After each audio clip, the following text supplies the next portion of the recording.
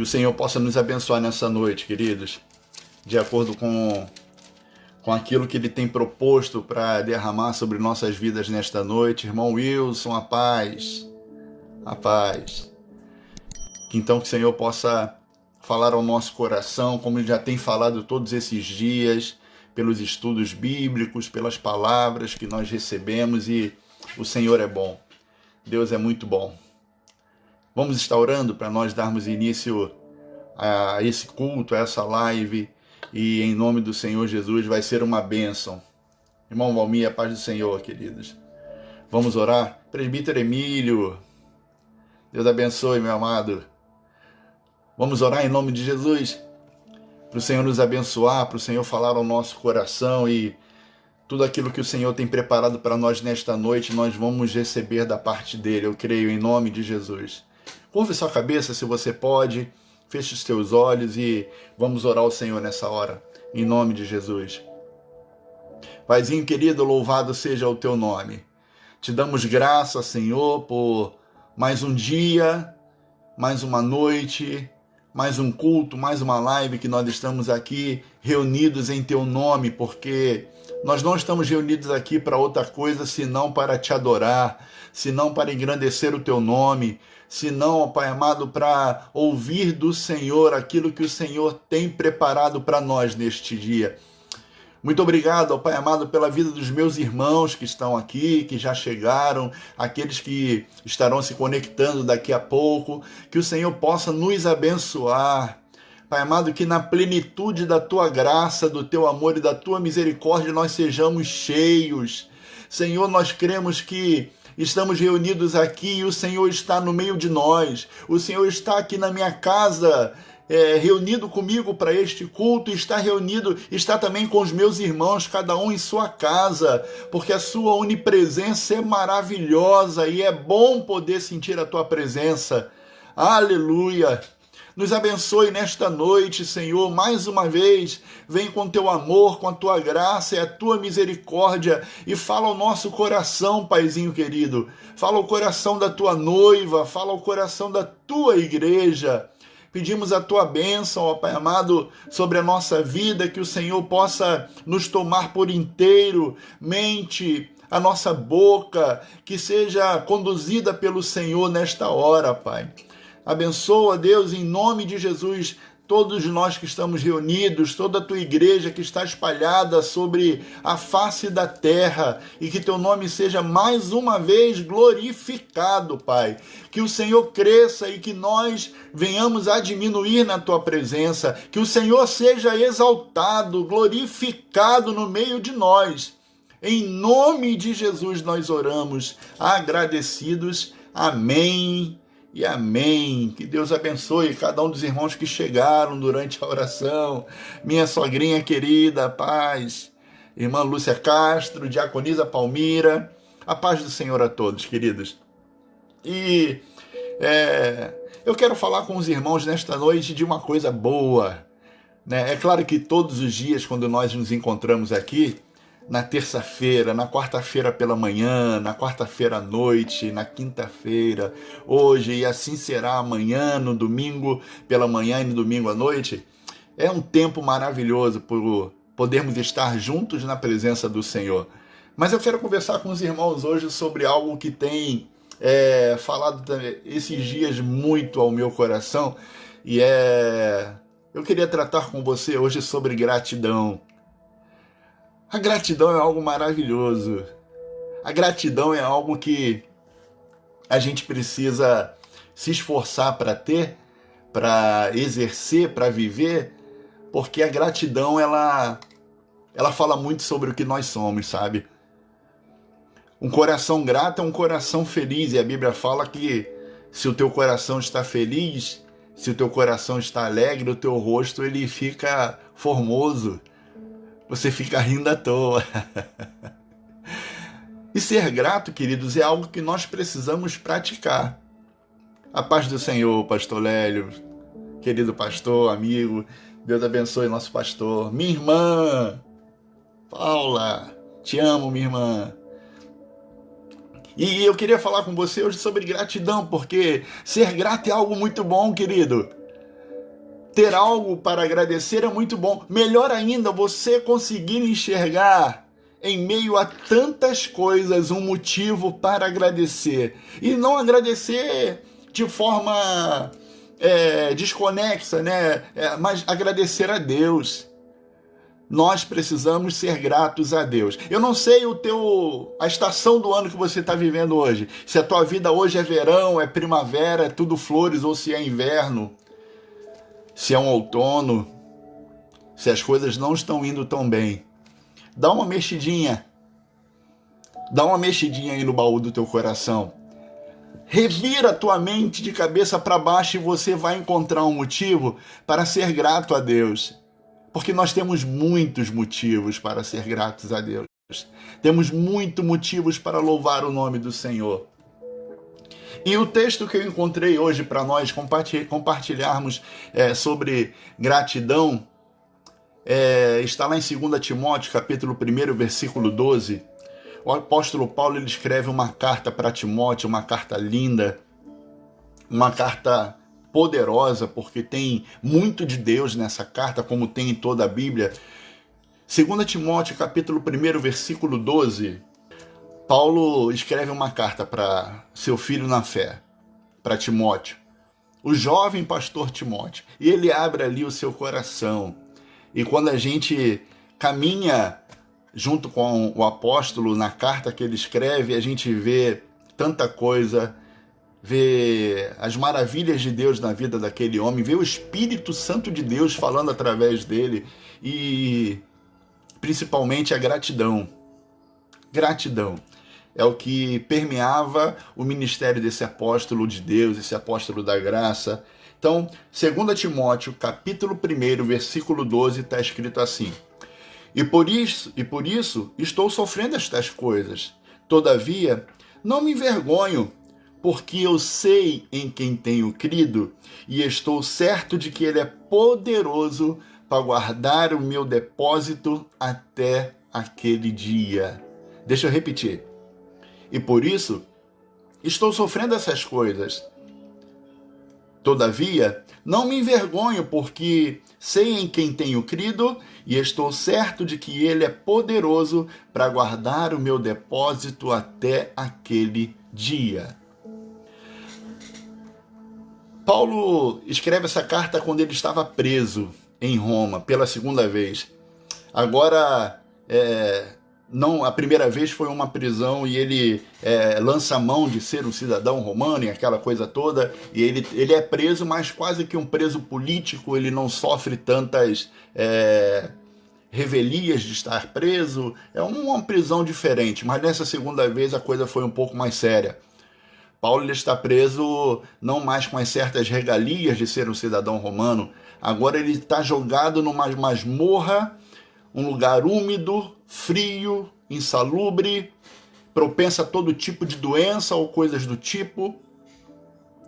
E este que fora talvez o maior embaixador de Cristo de todos os tempos, ele já está nessa altura do campeonato velho, cheio de cicatrizes, todo experimentado. Ele que experimentara em sua própria pele um castigo aplicado pelos judeus que ele conta que fora açoitado 5 vezes 40 menos 1.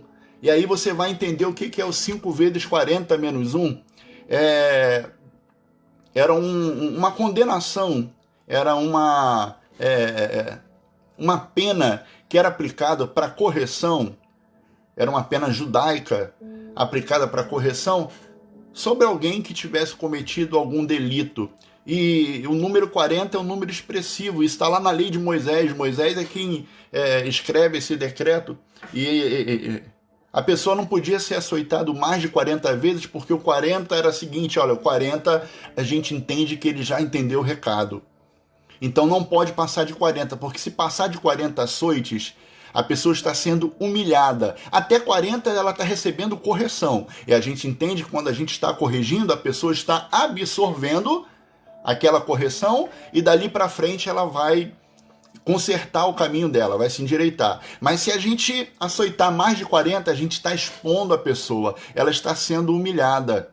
E aí, quando eles pegam Paulo para aplicar esse castigo que lhe foi imputado, é claro que de forma indevida, a pessoa que estava aplicando o açoite, né? Uma pessoa ordenava um, contava, e dois, e o carrasco, a pessoa encarregada pelo açoite, ia castigando a pele da pessoa. E aí, quando chegava no 39, para não dar a 40ª, o 40º açoite, ele parava ali porque diz, opa, se eu der 40, já completei. Se eu passar de 40, eu estou humilhando. Então eu vou segurar um pouquinho e daqui a pouco eu começo tudo de novo. E chegava no 39 e depois voltava. 1, 2, e Paulo foi açoitado 5 vezes 40 menos 1 açoite.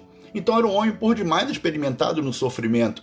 3 vezes foi açoitado com vara, 1 vez ele foi apedrejado, 3 vezes passou por naufrágio em suas viagens missionárias. 1 noite e 1 dia ele passou à beira de um abismo. Quanta coisa esse homem de Deus já não havia sofrido, e agora, como se não fosse o bastante, para a prisão agora pela 2ª vez em Roma, sobre uma falsa acusação de ter sido líder dos incendiários de Roma. A mais rica cidade do mundo àquele tempo, a mais rica capital, a capital do Império Romano, ela ardeu em chamas durante 7 dias e 7 noites, de 17 de julho a 24 de julho do ano 64 depois de Cristo. E estava crescendo, estava se revigorando, estava criando corpo. E aí eles acusaram os cristãos de terem incendiado o Império Romano. E Paulo, a esse tempo, era o cristão mais veemente, era o embaixador mais reluzente de Cristo, era aquele que enfrentava grilhões, enfrentava exércitos, atravessava mares, passava o que tivesse que passar para levar a mensagem de Cristo. Ele foi acusado de ser o mandante ou líder daqueles que colocaram fogo em Roma. Paulo, como líder mais conhecido dos cristãos ocidentais, ele foi preso, jogado nessa prisão imunda, de onde as pessoas saíam com lepra, algumas doenças incuráveis, ou até mesmo para a morte, para o martírio. Como consequência disso, algumas coisas aconteceram, como a gente vê nessa carta escrita a Timóteo. No capítulo 2 de 2 Timóteo, no versículo 9, Paulo ele é acusado de ser um malfeitor, pelo qual estou sofrendo até algemas como malfeitor. Contudo, a palavra de Deus não está algemada. Paulo ele é acusado de ser um malfeitor. O veterano apóstolo que plantou igrejas nas províncias da Galácia, Macedônia, Acácia, Ásia Menor, ele está preso como um bandido. Malfeitor é um bandido, como um criminoso, pesando sobre ele a imputação de um crime bárbaro, de ser o líder dos incendiários da capital do império. Jogaram na lama o nome desse homem de Deus. Arruinaram a sua reputação, lançaram contra ele sentenças pesadas de acusações, desconstruíram a sua imagem e transformaram ele num desordeiro impiedoso. Essas eram as acusações que Paulo estava sofrendo, era por isso que ele estava preso, quando escreveu essa carta para Timóteo. Em segundo lugar, no capítulo 1 de 2 Timóteo, versículo 15, Paulo, ele é abandonado pelos filhos da fé. Capítulo 1 de 2 Timóteo, versículo 15. Estais cientes de que todos da Ásia me abandonaram? Dentre eles cito Fígelo e Hermógenes. Os seus filhos na fé o abandonaram. Paulo era pastor da Ásia Menor, ele abriu igrejas. Todos da Ásia Menor o abandonaram. Pelas acusações. Porém, esses irmãos fracassaram na sua coragem. Acovardaram-se e deixaram Paulo sozinho. em vez de se posicionarem ao seu favor, viraram as costas para ele. Em terceiro lugar, Paulo é vítima do constrangimento de Timóteo, o seu filho na fé mais achegado. Versículo 8 do capítulo 1. Não te envergonhes, portanto, do testemunho de nosso Senhor, nem do seu encarcerado, que sou eu. Pelo contrário, ele escrevendo para Timóteo, né? Pelo contrário, Timóteo, participa comigo dos sofrimentos a favor do Evangelho segundo o poder de Deus. O próprio Timóteo, o seu mais próximo colaborador, seu filho na fé mais amado, sentiu vergonha das algemas de Paulo. Ficou constrangido em se posicionar publicamente a favor do velho apóstolo. Mesmo sabendo que as acusações eram falsas, que não cabia a Paulo o título de malfeitor, calou a sua voz e ficou envergonhado em defendê-lo. Talvez de todos os males que Paulo sofreu, de todas as acusações que ele sofrera, e de todos os infortúnios que essas acusações trouxeram para ele, essa talvez tenha sido a que mais lhe comoveu. Saber que até mesmo seus amigos mais próximos ficaram constrangidos em sair em sua defesa. Paulo é vítima de ingratidão e abandono na sua primeira defesa.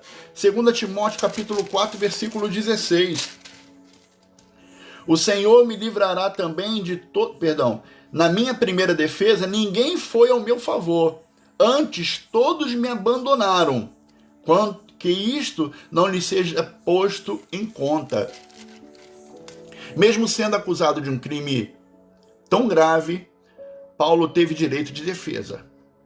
Porém, na sua primeira defesa, na audiência onde deveria apresentar ali as suas alegações de inocência, ninguém apareceu por lá para defendê-lo. Ao contrário, todos o abandonaram mais uma vez. Não fora a assistência do Senhor para revestir Paulo de forças, talvez Paulo naquela situação tivesse sucumbido. Ele tivesse se deixado levar pela situação. Paulo sofre a dor da ingratidão daqueles que conheciam o seu testemunho puro e que foram fruto do seu próspero ministério. E em quinto lugar, Paulo é sentenciado à pena de morte mesmo sendo inocente. Capítulo 4, versículo 6 de 2 Timóteo. Quanto a mim, estou sendo já oferecido por libação e o tempo da minha partida é chegado. Ele escreve para Timóteo essa sua segunda epístola como um homem no corredor da morte, aguardando o dia da sua execução, sabendo que cada minuto que passa é menos um pouco de tempo de vida que ele tem. Ele não escreve essa carta para dizer que vai voltar, mas para dizer que o Senhor revestiu ele de forças, para afirmar que valeu a pena viver, pois seu combate foi um bom combate, sua carreira foi concluída e a sua fé foi preservada. Paulo escreve para dizer que sua morte é uma oferta ao Senhor. Estou sendo oferecido como libação. A sua morte é uma oferta ao Senhor. Estava a coroação e não meramente o martírio. Ele escreve para dizer que a sua fé está inabalável e a âncora da sua esperança estava firmada em Cristo Jesus. Por isso ele diz: eu sei em quem tenho crido e estou certo de que ele é poderoso para guardar o meu depósito até aquele dia. Paulo tinha uma convicção inabalável. Aleluia! Sabe por que Paulo tinha esse sentimento? De que aquilo ali era um lucro. Ele estava prestes a morrer, mas a morte para ele era lucro. E ele tinha esse sentimento porque dentro do seu coração, Paulo tinha um modo de vida que todos nós devemos imitar. Paulo era um homem que sabia ser grato a Deus por tudo o que Deus fizera em sua vida. Não importa o que ele estava passando. Qual o nível de dor? As circunstâncias não importavam. Sempre que algo parecido como este cenário se passava na vida do apóstolo Paulo, e foram muitos golpes duros que ele levou na vida, meu irmão. Foram muitas coisas que aconteceram. Paulo foi perseguido pelos irmãos da fé, que fugir da própria igreja para não morrer. Ele sofreu duros golpes na sua carne durante toda a sua vida. Por muitas vezes passou por momentos de solidão. Olá, queridos, que bom que voltaram. A minha internet deu um pipoco aqui e desconectou por um segundo. Oi, Tiagão. Então, amados, eu dizia sobre esse sentimento que Paulo tinha no seu coração. Não iam bem. Ao invés do seu coração murmurar, Paulo ele tinha uma conexão com Cristo tão maravilhosa que a sua mente o transportava para aquele dia em que ele estava numa estrada fria, empoeirada, um lugar não tão bonito, uma estrada não pavimentada, uma estrada que talvez não tivesse beleza natural alguma, mas aquela estrada a caminho de Damasco mudou a sua vida. Quando as coisas não iam bem para Paulo, quando tudo parecia que iria desmoronar, a mente de Paulo transportava para aquele grande dia em que ele se encontrou com Cristo, em que a sua vida foi mudada. Paulo se transportava para aquele dia em que o seu nome foi escrito no livro da vida, em que Cristo passou a ser o seu Senhor, em que ele deixou de ser perseguidor e passou a ser perseguido pela igreja. Paulo voltava a sua mente para aquele glorioso dia em que o seu coração tinha uma certeza muito grande que o mundo pode desabar ao meu redor, mas eu pertenço a Jesus e eu estou salvo nele. Aleluia! Era esse o exercício que Paulo fazia todas as vezes em que ele era confrontado pelas agruras da vida.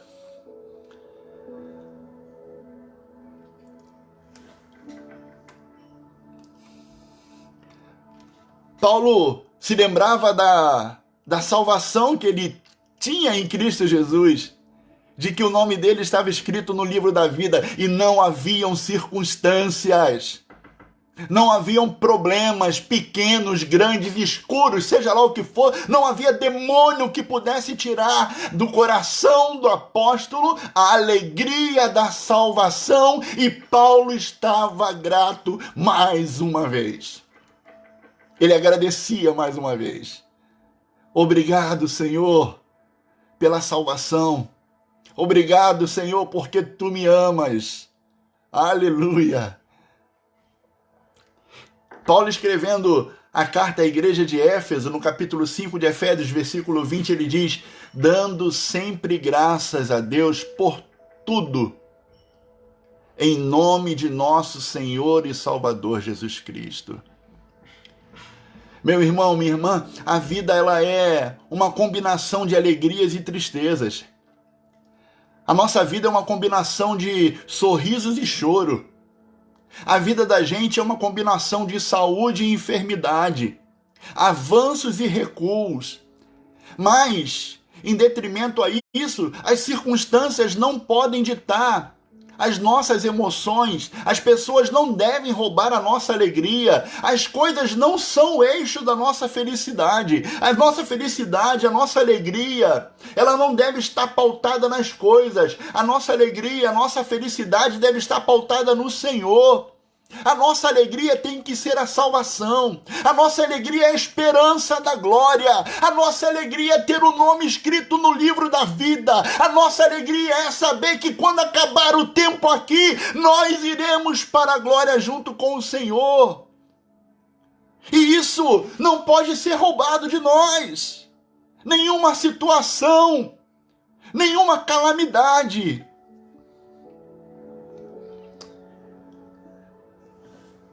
No texto que Paulo dá graças a Deus, existem algumas verdades que são sublimes. Em primeiro lugar, Ele dar graças a Deus é uma ordenança divina e não apenas uma opção. Deus diz que nós devemos dar graças em todas as coisas.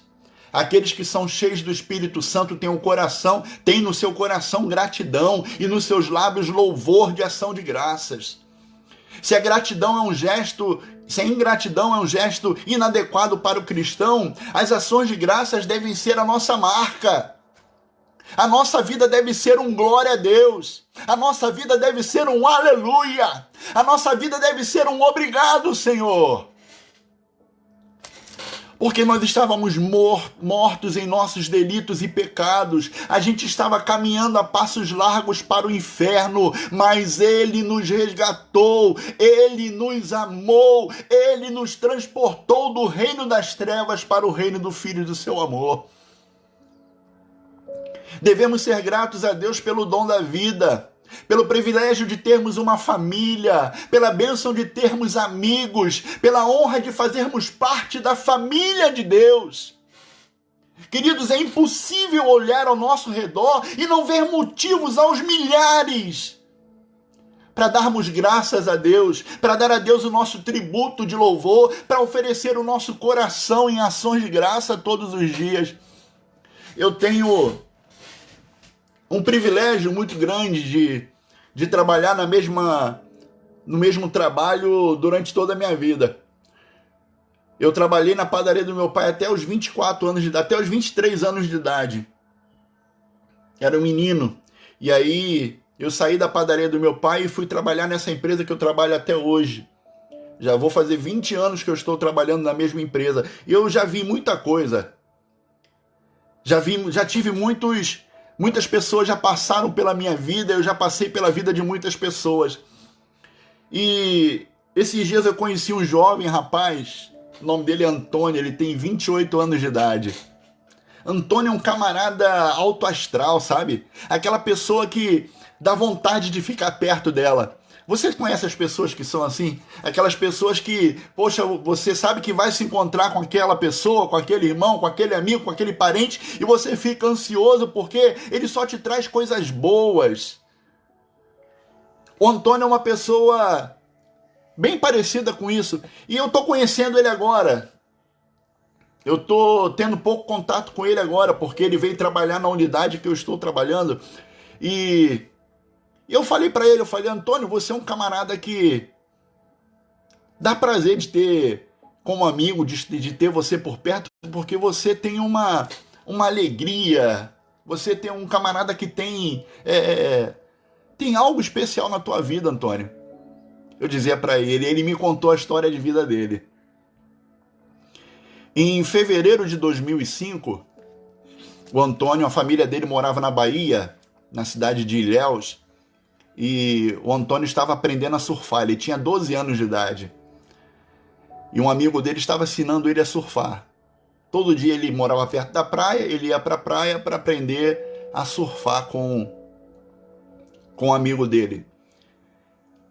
Um dia de sábado, o Antônio estava surfando, aprendendo, a surfar com um amigo dele, e enquanto ele estava dentro, no mar, bem afastado da areia, depois da formação das ondas, ele estava sentado sobre a prancha, esperando as ondas se formarem, vir a próxima sessão para ele poder pegar uma onda, e ele sentiu um sulavanco da prancha dele, e ele foi jogado para trás, e ele tentou nadar, ele não conseguia nadar, ele tentava subir a superfície, ele não conseguia subir a superfície, porque o Antônio estava sendo atacado por um tubarão. Um tubarão atacou ele, uma criança de 12 anos, e o tubarão mordeu a sua perna na coxa direita dele e estava puxando ele para baixo. E o Antônio tentando fazer força para subir, até que o tubarão rasgou, tirou um pedaço da musculatura da sua coxa e ele subiu à superfície.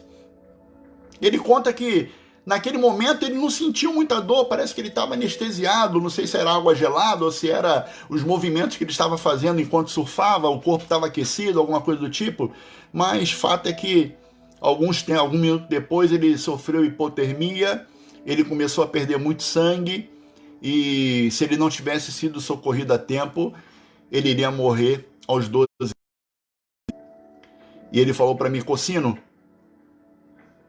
eu sou uma das poucas pessoas no mundo que foi atacada por um tubarão e sobreviveu. Todo dia eu me levanto da cama e agradeço a Deus pela minha vida. E eu falei a ele, Antônio, isso é pouco. Agora eu entendo por que você é tão especial. Deus tem um plano para a tua vida. Isso é muito pouco. Mas agradecer a Deus já é um princípio. Agradecer a Deus já é um motivo para você se achegar mais perto dele. Porque o Senhor poupou a sua vida. Deus te guardou. Eu fico imaginando que se você olhar, talvez, que bom que você nunca sofreu um ataque de tubarão. Mas talvez você tenha tido alguma experiência de vida em que você olha, se não fosse a mão do Senhor, se Deus não tivesse me guardado. A gente tem recentemente aí o testemunho do presbítero Wagner, que foi acometido da Covid, do coronavírus.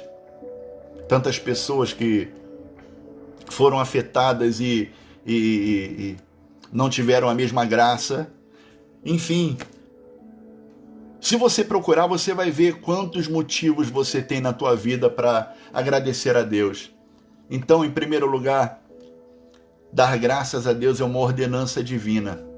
Em segundo lugar, dar graças a Deus é uma atitude que inclui tanto agradecer o sim quanto o não de Deus. Devemos dar graça por tudo, amados, e não apenas pelas coisas boas. É claro que a gente não deve se sentir bem e agradecer pelo mal moral quando ele sucede na nossa vida ou alguma coisa. É dificilmente imaginar uma esposa agradecendo a Deus por o seu marido chegar em casa embriagado. Dificilmente alguém vai agradecer a Deus porque teve o seu relacionamento, sofreu algum revés na sua vida amorosa, uma traição, um abandono. Dificilmente a gente vai agradecer a Deus quando alguma coisa ruim sucede na nossa vida. Mas a gente tem que ter em mente que muitas coisas acontecem na nossa vida contra a nossa vontade e é livramento de Deus. Deus está nos livrando, Deus está nos guardando na sua maneira maravilhosa de dizer não, sim. Então a gente deve dar graças a Deus em todo o tempo. Devemos dar graças a Deus pelos dias de sol e pela tempestade. Devemos dar graças a Deus pela abundância, também pela escassez. Devemos dar graças a Deus pela saúde e também quando nós estamos na enfermidade. Devemos dar graças a Deus pelos dias bons, nos quais a gente sente que a gente pode tocar as nuvens. Mas também devemos agradecer a Deus quando nós estamos no vale. Porque tem muita gente que desce no vale e não tem Deus na sua vida para o livrar. Você está guardado no Senhor. Você está guardada no Senhor. Mesmo que você ande pelo vale da sombra da morte, não temas, o Senhor está contigo, porque Ele é teu pastor e nada vai te faltar.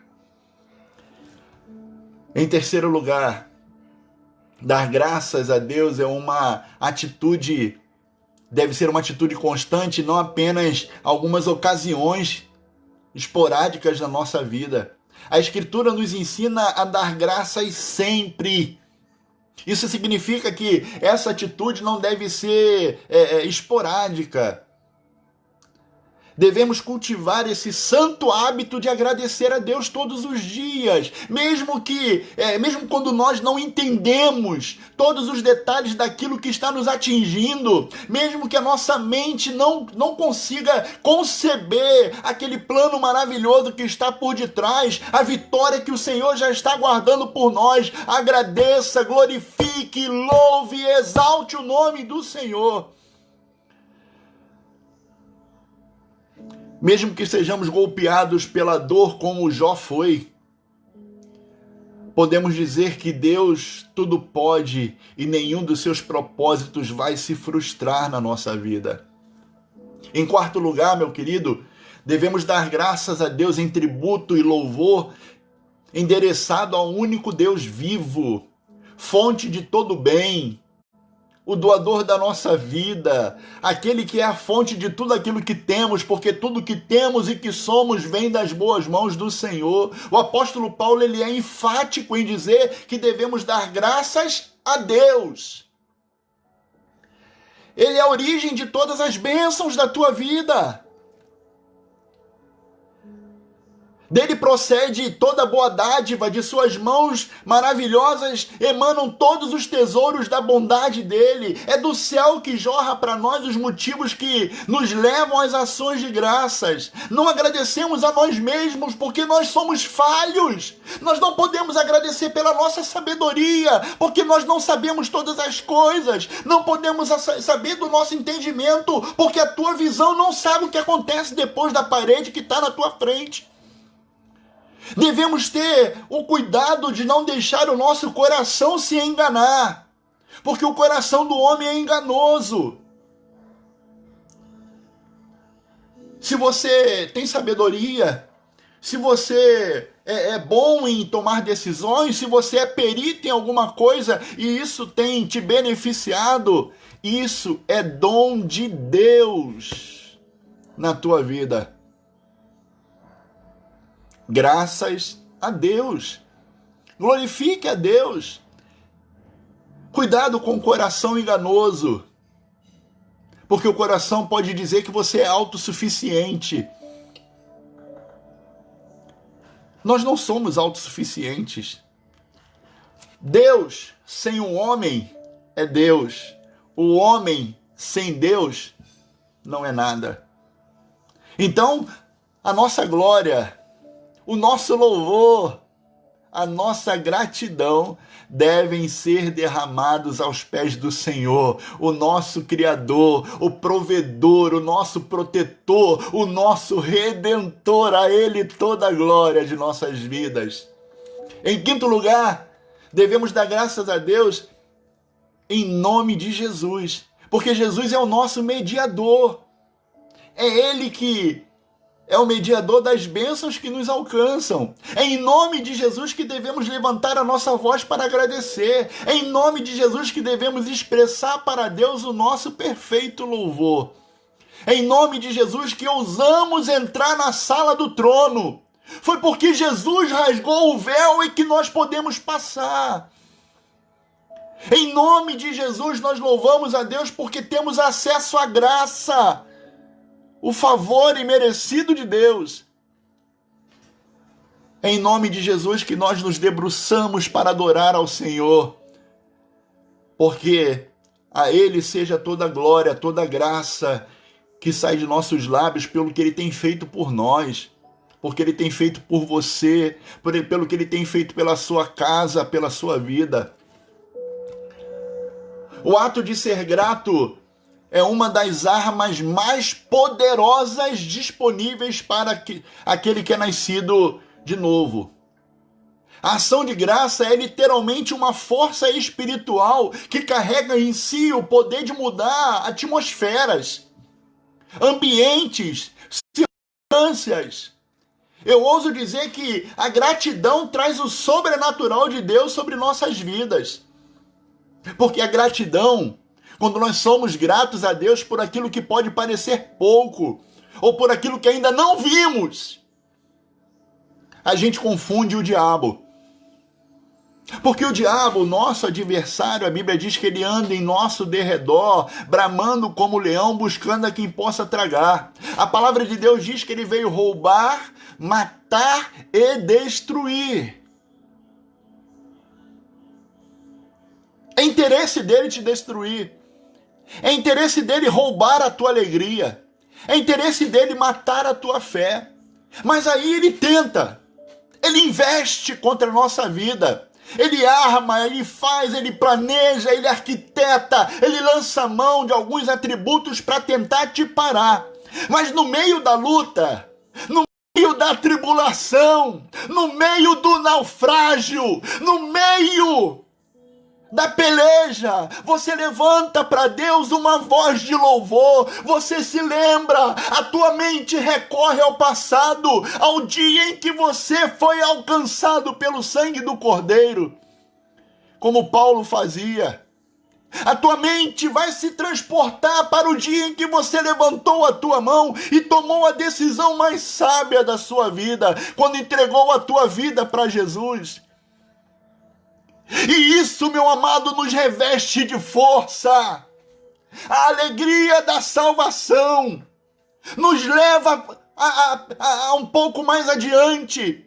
Faz com que nós suportemos aquilo que aos nossos olhos, ao nosso entendimento, era insuportável. A alegria da salvação nos fortalece. Aleluia! Por isso que eu acredito que a gratidão, ela traz o sobrenatural de Deus sobre nossas vidas. Quando o diabo vai diante de Deus para acusar a Jó e vê todo aquele cenário e diz, não, mas é claro que ele não vai murmurar, é claro que ele é agradecido, porque ele tem tudo do bom e do melhor. Jó é rico, tem uma linda família, tem pá, e canta aquela pedra toda. E Deus fala para ele, pode tocar em tudo que ele tem, menos na vida dele, porque a vida dele me pertence. E a gente sabe o que acontece.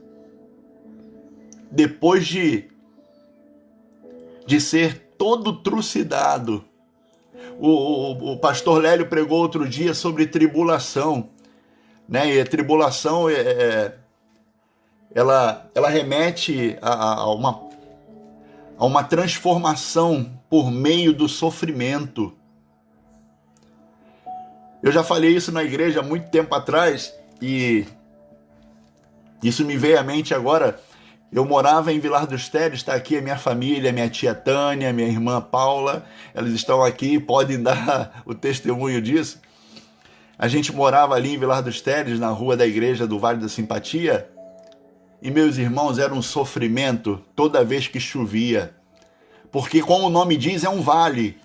Então, o Vale da Simpatia é um morro do lado direito, desce o morro, a gente morava aqui embaixo, e tinha mais um morro na frente. Então, quando chovia, a água descia dos dois morros e acumulava no vale, na porta da nossa casa. Resultado, rua cheia, lama, aquela sujeirada, um sofrimento para ir para o colégio, um sofrimento para ir para a igreja, era um sofrimento para fazer qualquer coisa. E aí, eu me casei com a mulher mais linda do mundo e me mudei. Um mês depois que eu me mudei do Vale da Simpatia, o asfalto chegou. Asfaltaram a rua, foi uma coisa linda, mas o interessante era ver o processo. Primeiro vem uma máquina, que eu não sei o nome, era uma pá daquelas mecânicas que vem limpando a rua para deixar ela toda plana. Aí você diz, não, agora que tá plano já tá bom, né? Agora que tá plano tá tranquilo, já dá para seguir, né? Mas não, a rua plana é só o princípio. É uma falsa sensação de que tá tudo bem. Porque depois que a rua estava plana, vinha uma máquina, um trator com aquela bola de ferro cheia de espetinhos. E aquilo ali aquela máquina se chama tríbulo. O tríbulo, ele vem passando sobre a rua que está bonitinha e vem machucando ela toda. Ele aperta para baixo, ele fura, ele machuca, ele levanta o barro, ele levanta, ele faz crateras no chão, ele machuca o solo. O chão está passando por uma tribulação. E aí você diz, poxa, estava tudo bonito, agora aquela máquina veio e fez aquilo tudo. Aí depois vem a brita, o pó de pedra, e aí deixa a rua mais bonitinha e você vê que aquele sofrimento que a rua sofreu, a tribulação que a rua passou, é porque estava vindo coisa melhor. E depois do pó de brita, vem o asfalto. A tribulação está machucando, mas está vindo coisa boa aí, viu? A tribulação está doendo, está vindo coisa boa aí em nome de Jesus. Glorifique a Deus. Glorifique a Deus. Paulo aprendeu a ser grato, mesmo quando as coisas não pareciam favoráveis a ele escrevendo a Filipenses capítulo 4, versículos de 11 a 13, um texto que todos nós conhecemos. Digo isto não por causa da pobreza, porque aprendi a viver contente em toda e qualquer situação, tanto sei ser humilhado como também ser honrado. De tudo e em toda circunstância já tenho experiência, tanto de fartura quanto de fome, assim também de abundância como também na escassez. Porém, eu posso todas as coisas naquele que me fortalece. Aleluia! Você pode enfrentar essas situações difíceis, porque o Senhor, através do seu Espírito, está te fortalecendo. Em nome de Jesus. Aprender a viver contente, querido, não significa que você vai parar de buscar aquilo que é melhor. Não significa que você não vai mais avançar para alvos maiores, que você tem que se contentar onde você já chegou. Apenas significa que enquanto o melhor e o maior ainda não chegaram, você deve ser grato por aquilo que você já tem. Por aquilo que Deus já fez chegar às suas mãos. E é nessa posição de gratidão que a força e a graça de Deus se manifestam. Paulo pôde confiadamente dizer: eu posso todas as coisas naquele que me fortalece. Você pode dizer isso? Você pode repetir isso aí agora na sua casa? Eu posso todas as coisas naquele que me fortalece. Muitas pessoas usam esse texto para dizer que vou conquistar, eu vou ganhar e vou ser abençoado, e a teologia da prosperidade tenta se apropriar dessa palavra, mas essa palavra diz respeito ao sofrimento. Diz respeito à tribulação. Você pode sim, você não vai parar, essa tribulação não vai te deter, esse sofrimento não vai te impedir. Deus está te fortalecendo e você pode e vai avançar em nome de Jesus. Creia. Paulo aprendeu a desenvolver um coração tão grato a ponto de permanecer feliz em toda e qualquer situação, mesmo quando tudo parecia dizer que não. Ele não dependia das coisas naturais. Ele não dependia daquilo que os olhos viam. Ele não dependia daquilo que era palpável. A dependência do apóstolo, do sofredor, do homem experimentado, cheio de cicatrizes, a dependência dele estava no Senhor. E é no Senhor que nós temos que colocar a nossa dependência. E por isso sermos gratos. Quando expressamos gratidão a Deus, meu irmão, inclusive no tempo da adversidade, nós estamos deixando o nosso egoísmo de lado. Estamos deixando de dar prioridade para o problema. Estamos tirando o holofote do problema e estamos botando Deus no lugar de exaltação na nossa vida. Aleluia! É lá que Ele deve estar, no lugar de glorificação da tua vida, no lugar de exaltação da sua vida. Acima de tudo, nós estamos dando glória a Ele que verdadeiramente pode e vai nos conduzir em triunfo em todo o tempo da nossa vida.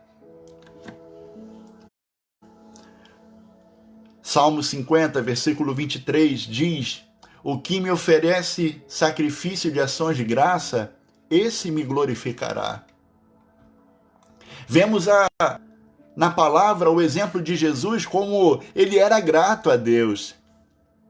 De que forma maravilhosa, sempre quando ele falava com Deus, ele agradecia. Ele era grato em todas as coisas, em todos os momentos. Mateus capítulo 15, versículo 36, nós vemos a grande gratidão de Jesus. E a gratidão de Jesus diante de uma situação que parecia improvável, quando ele agradece a Deus por tão pouco que ele tinha, a gente vê o sobrenatural de Deus acontecendo. Mateus capítulo 5, versículo 36 vai falar sobre a multiplicação dos pães e dos peixes. Tomou 7 pães e os peixes e dando graças, o partiu e ele deu graças a Deus, partiu e deu aos apóstolos, aos seus discípulos e os discípulos ao povo. Todos comeram, se fartaram e do que sobejou recolheram 7 cestos cheios. E daqueles que se alimentaram de 7 pães e alguns peixinhos foram mais de 4.000 homens, além das mulheres e das crianças. Note que Jesus, ele não reclamou porque só tinha 7 pães e 3 peixinhos. Ele dá graças a Deus por aquilo que ele tinha. Ele não reclamou daquilo que ele não tinha. Ele agradeceu por aquilo que ele tinha em suas mãos. Naturalmente falando, ele não tinha o suficiente para alimentar uma multidão de 4.000 homens, mais as mulheres e crianças que estavam reunidas ali naquele dia. 7 pães e alguns peixinhos não seriam suficientes para alimentar nem os discípulos deles, que eram 12. Mas ele foi grato por aquilo que ele tinha, por aquilo que Deus, o Pai, fizera chegar em suas mãos.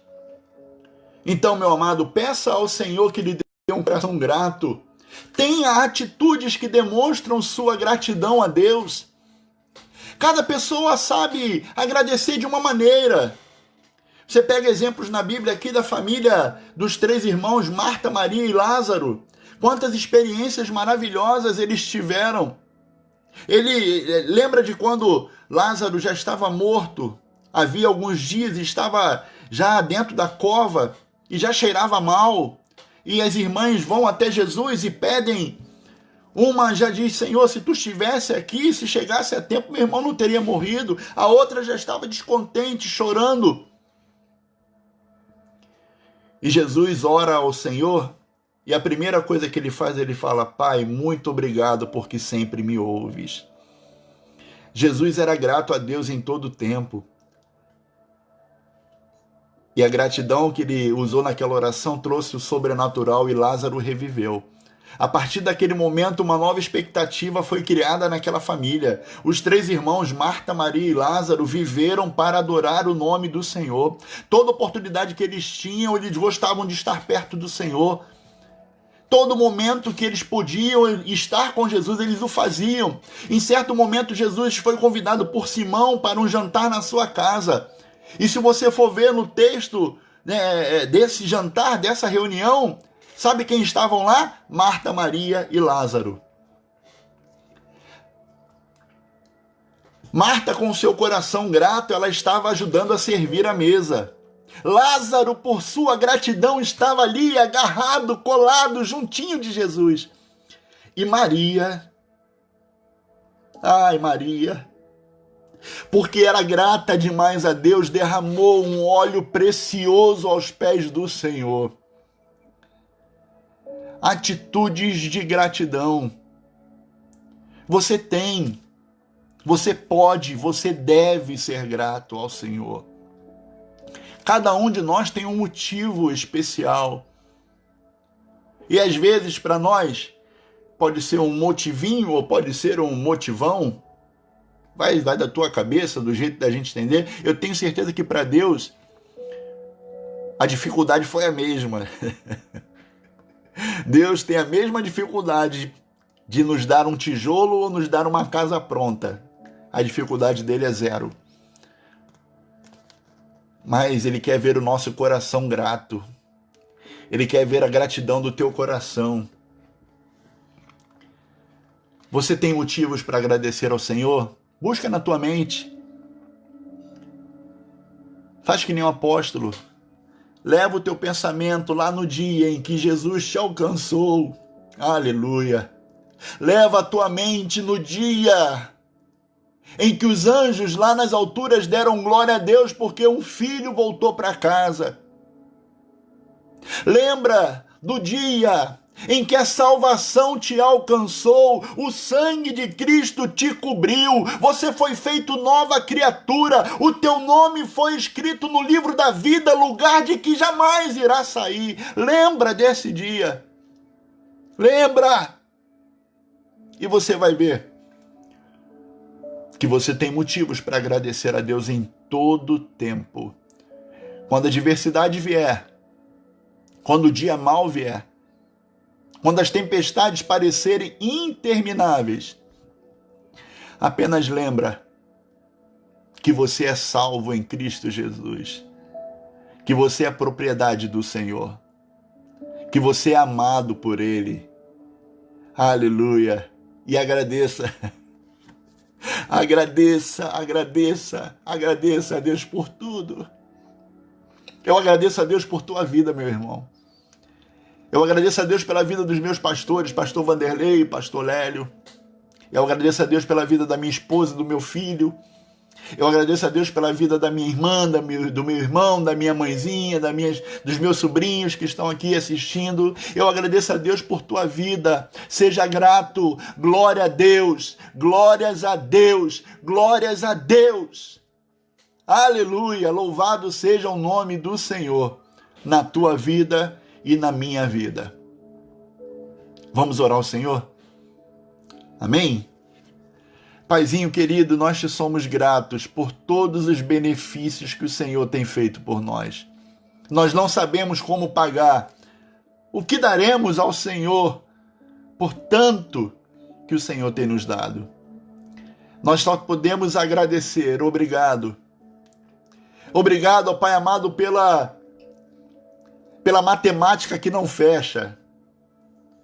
Existe uma matemática que tem eu, o homem, pecador, e dentro de mim habita o Deus Todo-Poderoso. Isso é inconcebível aos olhos naturais.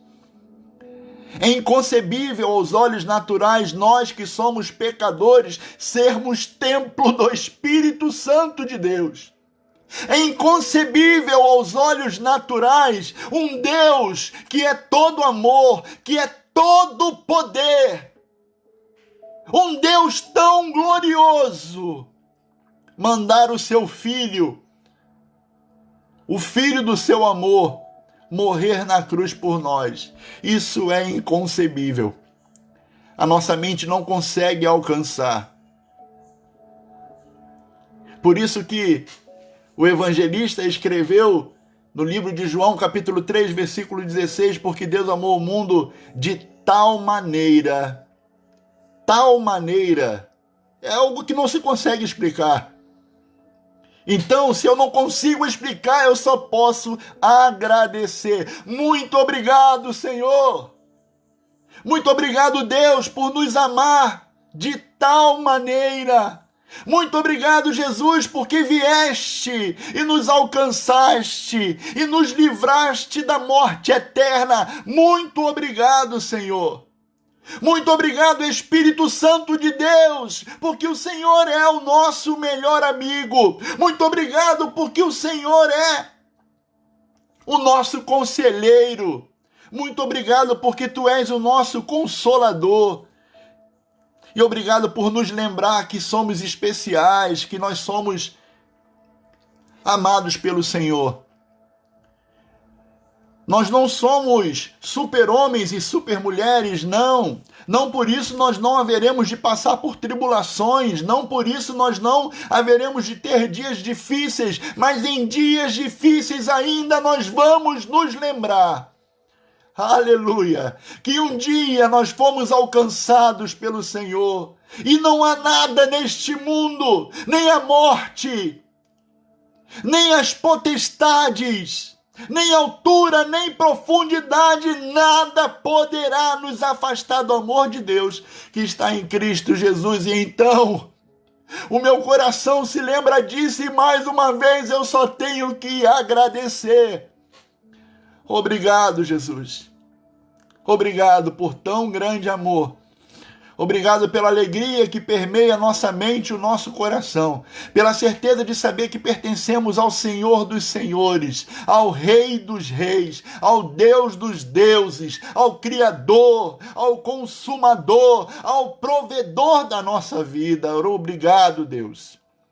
Obrigado pela nossa igreja, Senhor. Obrigado pelas vidas que estão aqui nesta reunião. Obrigado por cada um de nós. Muito obrigado por tudo. Nós só queremos agradecer. Muito obrigado, Deus. Muito obrigado, Jesus. Aleluia. Amém. Amém. Obrigado, Deus. Seja grato. Seja grato ao Senhor. E no meio da tempestade, se lembre da tribulação. Tem coisa melhor vindo. Tem coisa boa vindo aí. Louvado seja o nome do Senhor. Deus nos abençoe. Um beijo no coração, igreja amada do Senhor. Que Deus possa nos abençoar nesta noite, nesse final de semana, em nome de Jesus. Amém? Beijo grande. A paz. Até a próxima, queridos.